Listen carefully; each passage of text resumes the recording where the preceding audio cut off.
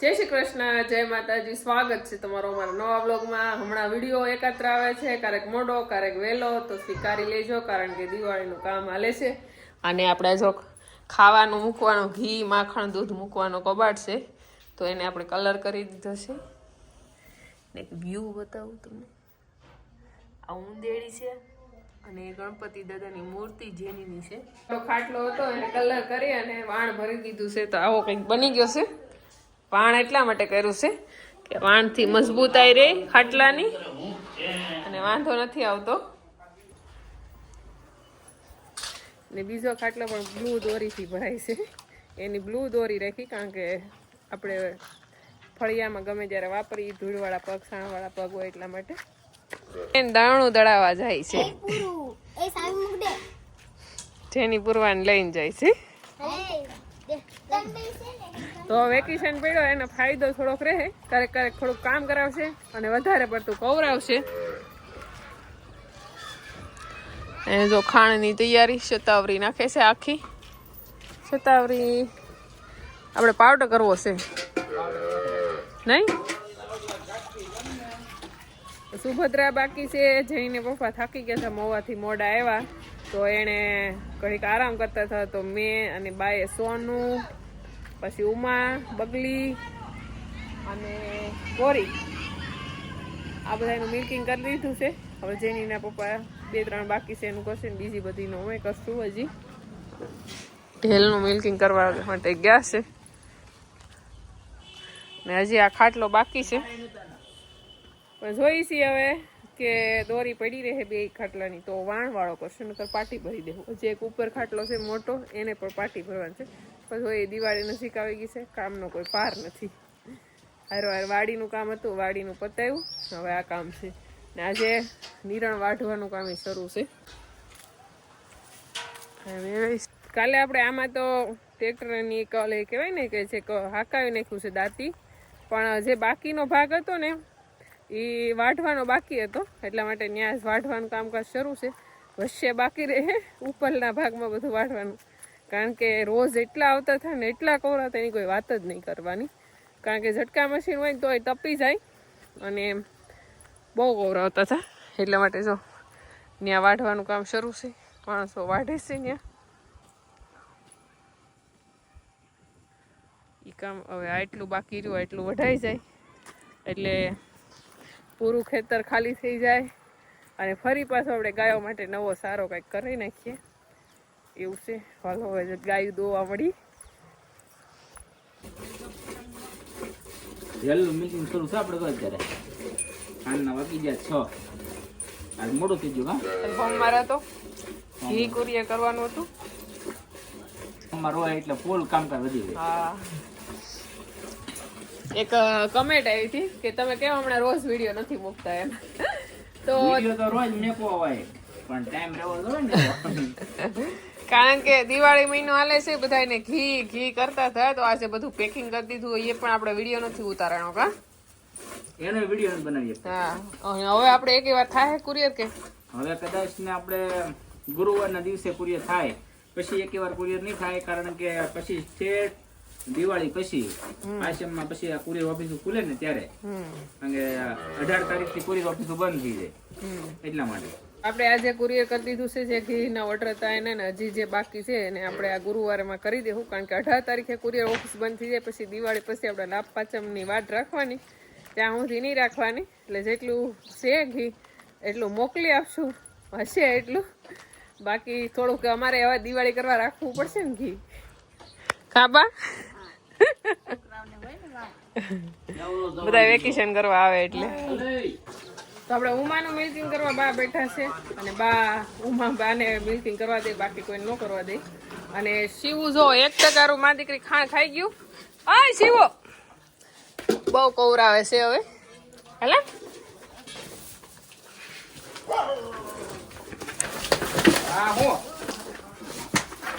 તો બીજી વાર ખાણ મૂક્યું છે. શિવ ખાંડની એટલી એવાય થઈ ગઈ ને કે એની કોઈ વાત નહીં કરવાની. અને ઉમા છે શિવ વગર મિલ્કિંગ ન કરવા દે, એટલે આકરું છે હવે તો.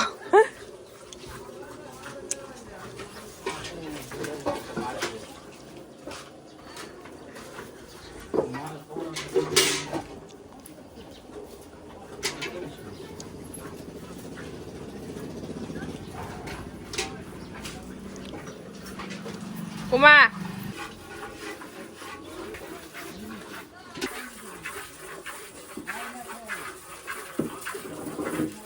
હાથમાં ઓલો તો હવે આપણે રાધા ગાયનું મિલ્કિંગ કરવાનું છે. તો રાધાને જો અડમાં નાખી દીધી છે.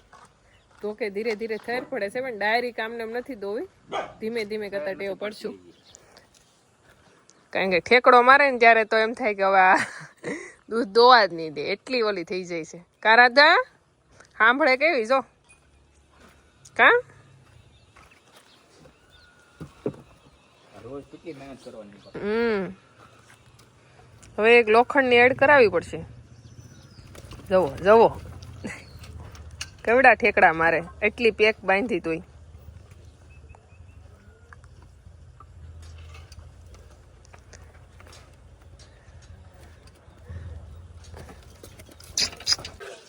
તો રાધાનું મિલ્કિંગ કરવાનું છે, કામ શરૂ કરી દીધું. કેટલી મહેનત છે, એને બાંધવી પડે પછી એનું મિલ્કિંગ થાય.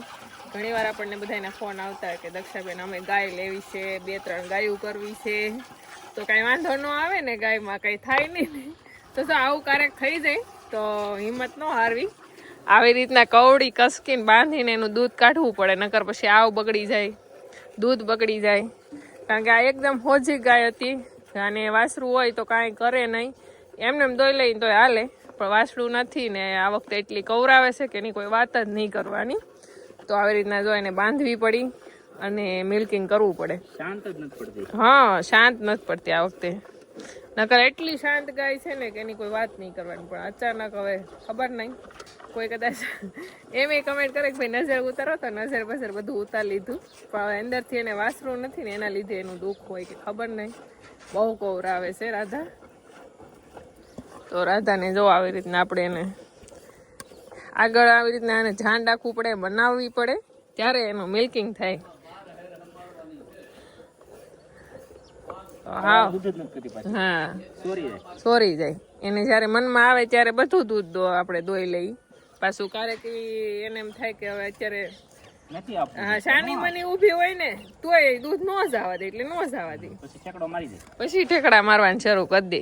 કા તાજી વૈયાણેલી ગાય હોય ને એટલું દૂધ આપતી હોય તો એને આપણે આમને એમ તો ન રખાય, એટલે બધી રીતે કાઢવું જ પડે દૂધ. બહુ મહેનત રહી, એટલી ઠેકડા મારે ને બાંધવામાં, અડમાઈ લાવવામાં એટલી એમ ઓલી થઈ ને કે બીજા આપણે આમ બસ બસ બસ એટલી બાંધી હોય ને તો એ 4 પગે ઊંચી થઈ જાય. બાકી આ જેની પપ્પા બળ કરીએ કે હું હાવ એકલી હોય તો હું રાધાનું મિલ્કિંગ ન કરી શકું, કારણ કે અડમાં બાંધી શકીએ આપણે, નોહણું વાળી શકીએ, પણ એ ઠેકડા જેટલી મારે તો હજર કેમ કરવી. એટલા માટે જેની પપ્પાને હવે આ બધી ટેવ પડી ગઈ છે. બસ રાધા એટલે વાળી ગમે એવી ગાય હોય તો વાંધો નથી આવતો, ને કે હાવ એકલા છે તો આવી ગાયને સંભાળવી થોડીક અઘરી પડી. બસ બસ પગલે હે નરેશ, જવો જવો જવો બસ રાધા આમ હોય હે, પગ તારે બારો કાઢવો પણ નહીં નીકળે.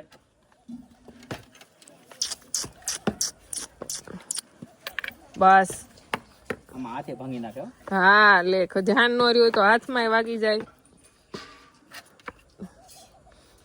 તમને કોણે ના એમ કે પાટું વેરી કાળી ગઈ ને, કાંકરેજ હતી, એક કાંકરેજ ગાય હતી, હાવ નાની એવી ઓળખી જ હતી. હવે રોજ ડેઈલી વાસરું છોડી એટલે આપણને શાંતિથી મિલ્કિંગ કરવા દે, નોહું વાળા દે. પણ અચાનક એક દિવસ એને શું થયું ને કે જે વહેલી સવારે 4 વાગ્યા જેની પપ્પા મિલ્કિંગ કરવા ગયા, વાસરું ને જે બાંધી નો રહ્યા ને ડોલ લીધી, એક જ ખાલી પાટું એને અડાડી હતી સીધા હામી દિવાલે. એટલો ઘા 5-6 ફૂટ એનો ઘા થઈ ગયો. વિચાર કરો એના પગમાં કેટલી શક્તિ હોય, તાકાત હોય, ખબર ન પડે, ખાલી ઝૂડ જ આવે પણ એ અઘરી ઝૂડ હોય. કા રાધા? રાધા એમ પાછું તમારું ધ્યાન રાખે છે, તમને વાગવા નથી દેતી. ઠેકડા ઘણી મારે છે પણ તમને વાગવા નથી દેતી.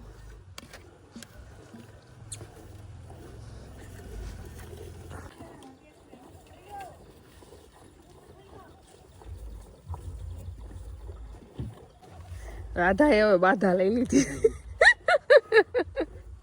કા રાધા બાધા લઈ લીધી ને નથી દોવા દેવી એટલે કે રંગભીની રાધાને લઈ લીધી બાધા. અમારે રંગભીની દૂધભીની રાધાએ લઈ લીધી બાધા. દૂધ નહીં દેવાની બાધા. કા રાધા રાધા તું કવરાવી તો નો હાલે ઓ ભાઈ. રાધાએ કેવી બાધા નથી ખબર? દૂધ નહીં દેવાની બાધા. બસ બસ રાધા